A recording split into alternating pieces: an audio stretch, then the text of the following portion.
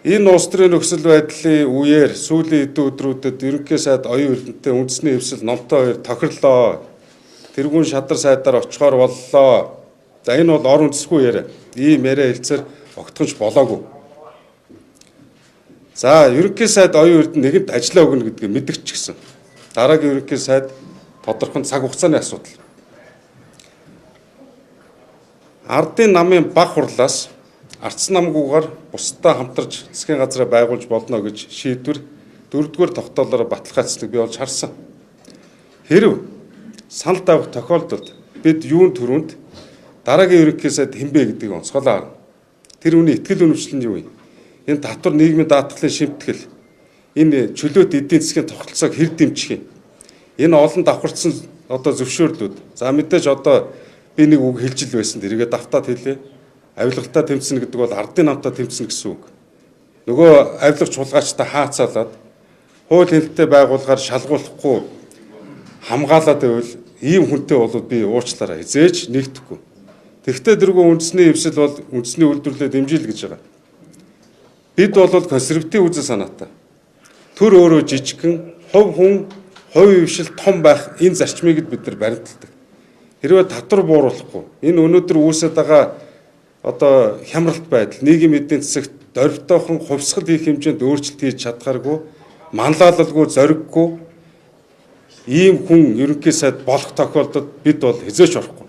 Ардсан намтаа нийлээд зүрх хүчний байр суурь дээр гарна. Энийг хариуцлагатаар хэлээ. Битгий болоогүй яриаг босон мэтээр гүтгэж дормжлоод бай.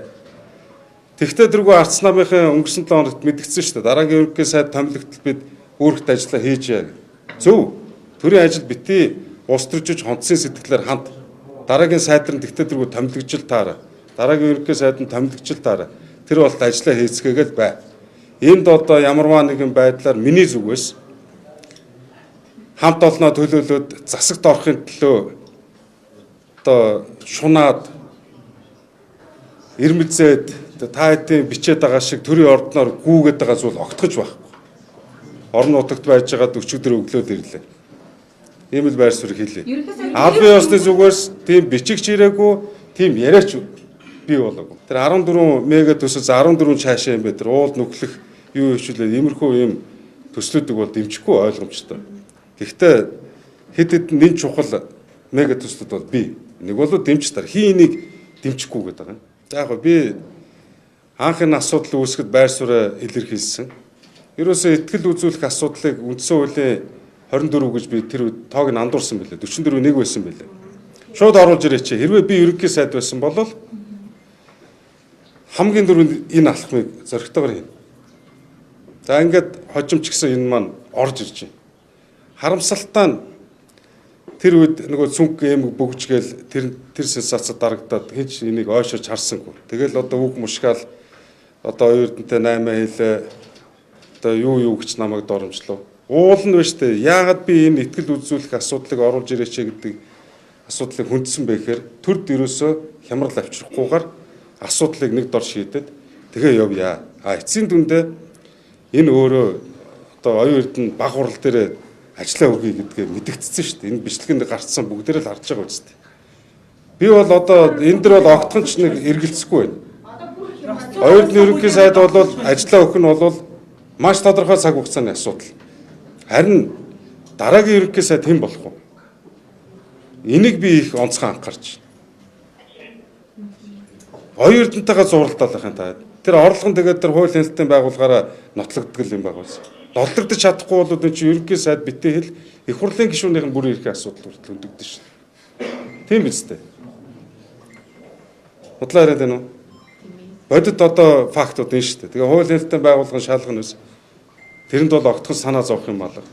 Ямар шийдэл гаргана, ямар бодит нөхцөл байдал хэрхэн яаж нотлогддог гэдгээ хууль хэлэлтийн байгууллага ил гаргаж л таараа. Эдийн засгийн нэг агуулга гаргаж ирсэн. 14 миллиард төслүүдээр дотоодын аж ахуйн нэгжүүд эхнээс нь оруулахгүй байх гэсэн гомдол гарч ирсэн. Сэлбээр явж юм. Ер нь маркетинг гэдэг юм одоо дотоодын ажлын хүч цэний гаргалтуудыг оруулах хэсгээс бол ямар байх вэ? Бүгдийн ихтэй компани хийх гэж байсан. Гэхдээ одоо тэрийг надаас асуухаар миний байр суурь их ойлгомжгүй байдаг юм байна л гэдэг бодол төрөөд байна. Яадаг ч вэ бид энэ тэргуунд үндэсний үйлдвэрлэлд дэмжих хэрэгтэй. адаглаад үйлдвэрлэж чадахгүй бүтээгдэхүүн байдгийн бол тэр хөгжлийн банкаараа түүнийг нь дэмжиж дотооддоо үйлдвэрлэдэг байх энэ эдийн засгийн тогтолцоог бид нар хийлд. Яагаад заавал нэг гадныхан гэхээр өвдгөн судраад хамаг юмаа тайвчаал бүх юмаа барьж авч өгвөл хажуу хавиргаар нь нөгөө хулгай илүүдэл зардлаа шингээгээл ийм яваад байдгийг.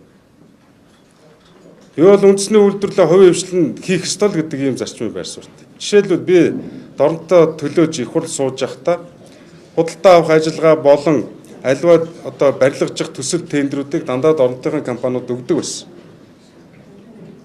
Засгийн газар нь тэр эрхээ орон нутагт шилжүүлээд энэний үр дүнд яасан бэ гэхээр хотоос хөдөөнөөс хот руу шилжих төлөвлөгөө эрс багассан. Эсвэргээр хотоос хөдөө рүү шилжих төлөвлөгөө нэмэгдсэн. Эдийн засгийн чадамжинд дээшсэн. Орон сууцуд ихээр баригдах болсон. Ажлын байр ихээр гарах болсон. Ингээд нэг юм жижиг юм эдийн засгийн тогтолцоог би хар багасаа дорнт дээр хэрэгжүүлээд амжилттай болоод явж л байсан. Энэ итгэл үнэмштэй хэврэл баг. Тэр 14 мега төсөл гэж зарим нь бол хизээч бүтэхгүй. Би хэлээд байна шүү дээ. Энэ бол хуулиар баталгаажсан төрийн бодлого.